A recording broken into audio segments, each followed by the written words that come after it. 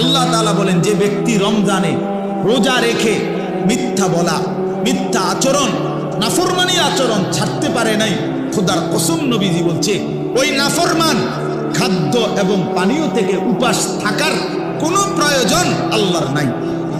যা বেটা তুই, আল্লাহ বলেন, মিথ্যাই যেহেতু ছাড়লি না, মোবাইলের নারী যেহেতু ছাড়তে পারলি না, সুদখোর তুই সুদে যেহেতু ছাড়লি না, বেপর্দা নারী, বেহায়া নারী তুই যেহেতু পর্দাই করতে পারলি না, তো আর উপাস থাকার দরকার নেই, ভাতে খা, সকালের নাস্তাও কর, দুপুরের খাবারও খা, লাগবে না, তোর রোজা দিয়ে আমি করব।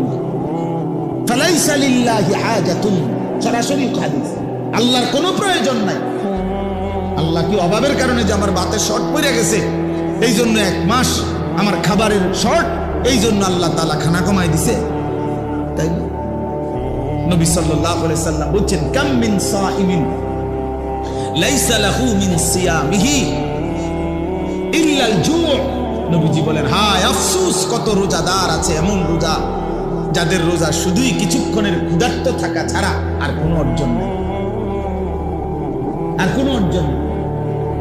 আগের মতোই সুদ খাচ্ছে, ঘুষ খাইতেছে, মিথ্যা বলছে।